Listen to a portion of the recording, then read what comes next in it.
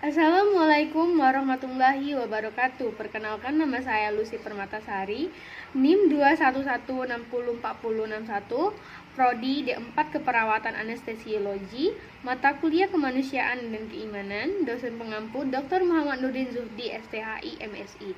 Baiklah, di sini saya akan menjelaskan ulang tentang iman kepada Allah Subhanahu wa taala. Yang pertama yaitu pengertian iman kepada Allah Subhanahu wa taala, yaitu menurut bahasa iman adalah percaya atau membenarkan. Sedangkan menurut istilah, iman adalah kepercayaan yang diyakini kebenarannya dalam hati, diucapkan dengan lisan, dan diamalkan dengan perbuatan. Iman kepada Allah Subhanahu wa taala yakni keyakinan yang pasti bahwa Allah Subhanahu wa taala adalah Rabb dan pemilik segala sesuatu. Dialah satu-satunya pencipta, pengatur segala sesuatu, dan dialah satu-satunya yang berhak disembah. Tidak ada sekutu baginya, semua sesembahan selain dia adalah batil, dan beribadah kepadanya selainnya adalah kebatilan. Allah Subhanahu wa taala berfirman, "Zalika bi annallahu haqqu wa annama bad'u nami wa min dunihi wa huwa bati wa anna Allahu huwa alil kabir." Yang artinya, kuasa Allah Subhanahu wa taala demikian itu adalah karena sesungguhnya Allah Subhanahu wa taala dialah ya Tuhan yang hak, dan apa saja yang mereka seru selain Allah Subhanahu wa taala itulah yang batil. Dan sesungguhnya Allah Subhanahu wa taala dialah yang maha tinggi lagi maha besar. Adanya alam semesta ini merupakan bukti bahwa Allah Subhanahu wa taala adalah Tuhan yang maha kuasa, Tuhan yang menciptakan alam semesta dan yang mengaturnya. Tidak ada Tuhan selain Allah Subhanahu wa taala yang wajib disembah. Umat Islam meyakini adanya Allah Subhanahu wa taala dengan mengetahui sifat-sifatnya agar menjadi mukmin sejati. Dengan modal iman inilah kita akan menjalankan perintahnya dalam meninggalkan larangannya. Jadi, hidup ini harus memiliki arah dan tujuan yang jelas dan benar. Siapa yang mengetahui arah dan tujuan hidup yang benar itu? Tentu yang mengetahuinya adalah Allah Subhanahu wa taala. Maha suci Allah Subhanahu wa taala tidak menghendaki manusia hidup dalam kesesatan. Oleh karena itu, Allah Subhanahu wa taala memberikan arah yang jelas dengan cahaya petunjuknya. Allah Subhanahu wa taala memberikan petunjuk mengenai tata cara bagaimana menjalani hidup di dunia, serta tata cara bagaimana cara bahagia dan dengan selamat, serta kelak di akhirat kita mendapatkan kebahagiaan hakiki dan mendapatkan ridhonya dalam keadaan menjadi hamba yang dikasihinya. Allah Subhanahu wa taala menghendaki sesama manusia untuk hidup saling membantu, saling membahagiakan, serta menanamkan berbagai amal kebaikan selama hidup di dunia. Sebaliknya, Allah Subhanahu wa taala tidak menghendaki manusia saling menyengsarakan dalam hidupnya dengan benar.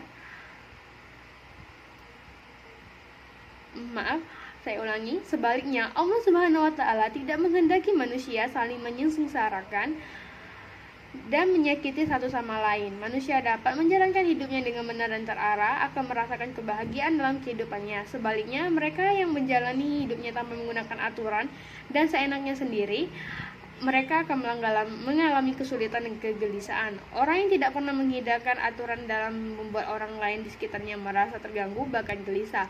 Referensi pendidikan agama Islam beriman kepada kitab Allah Subhanahu wa taala, penulis Agus Salim Haniago, http://kebelajar.kemendikbud.co.id. Dalil nakli iman kepada Allah Subhanahu wa taala, Al-Qur'an surah Al-A'raf ayat 54. Artinya, sesungguhnya Rabbmu ialah Allah yang telah menciptakan langit dan bumi dalam 6 masa, lalu dia bersemayam di atas arsy. Dia menutup malam kepada siang dan mengikutinya dengan cepat, dan diciptakannya lah pula matahari, bulan, dan bintang-bintang, masing-masing tunduk kepada perintahnya. Ingatlah, menciptakan dan memerintahannya lah Allah Subhanahu wa taala, maha penuh berkah Allah, Rabb semesta alam. Dalil nakli iman kepada Allah juga disebutkan dalam Al-Quran surah Al-Qasas ayat 30.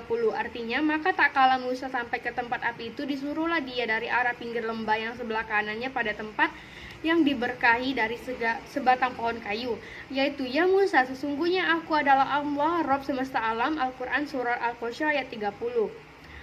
Al-Quran surah Al-Anbiya ayat 22. Sekiranya di langit dan di bumi selain Allah, niscaya hancurlah keduanya. Maka maha suci Allah yang mempunyai arsy daripada yang mereka sifati. Referensi baca artikel Detik New Iman kepada Allah, pengertian serta dalil nakli dan dalil aklinya selengkapnya yaitu https://news.detik.co. 3. Hikmah beriman kepada Allah Subhanahu wa taala. Adapun hikmah atau fungsi beriman kepada Allah Subhanahu wa taala di antaranya yaitu menambahkan keyakinan kita tahu bahwa Allah Subhanahu wa taala yang menciptakan segala sesuatu dan membuat kita masih hidup sampai sekarang. Jadi, kita harus semakin yakin dan bersyukur kepada Allah Subhanahu wa taala. Yang kedua yaitu menambahkan ketaatan. Dengan beriman kepada Allah Subhanahu wa taala dapat menjadikan acuan untuk taat menjalani perintah Allah dan menjauhi larangannya sehingga hati kita akan selalu ingat kepada Allah Subhanahu wa taala. Yang ketiga yaitu menenteramkan hati. Dalam surah Al-A'raf ayat 28 dijelaskan bahwa orang-orang beriman selalu mengingatkan Allah dan membuat hati mereka tentram karenanya dapat menyelamatkan hidup manusia di dunia dan di akhirat. Dalam Quran surah Al-Mu'min, Allah berfirman, sesungguhnya kami menolong rasul-rasul dari orang yang beriman dalam kehidupan dunia dan pada berdirinya saksi-saksi hari kiamat. Mendatangkan keuntungan dan kebahagiaan hidup manusia yang beriman kepada Allah. Hati mereka menjadi tentram, hidupnya pasti akan lebih bahagia, dan permasalahan menjadi lebih mudah diselesaikan karena Allah akan membantunya. Referensi https://www.pelajar.co.id. Yang keempat yaitu tauhidullah. Tauhidullah artinya menghayati kehadiran Allah Subhanahu wa taala. Dalam bahasa Arab, tauhidullah mempunyai arti yaitu menyatukan Allah, menegaskan Allah atau mengakui bahwa Allah itu satu. Tujuan tauhidullah adalah untuk membebaskan manusia dari berbagai belenggu dominasi atau kendali yang cenderung bisa merusak rasa kepedulian terhadap orang lain dan rasa kemanusiaan. Kedudukan dan keutamaan tauhidullah. 1. Merupakan tujuan Allah menciptakan manusia dan jin. 2. Hak Allah yang wajib dijalankan semua hambanya. 3. Sebagai fondasi dan landasan utama ajaran Islam dan merupakan inti ajaran Rasul Allah, ajaran paling utama di antaranya. 4. Dapat menghapuskan dosa dan menentangkan ampunannya.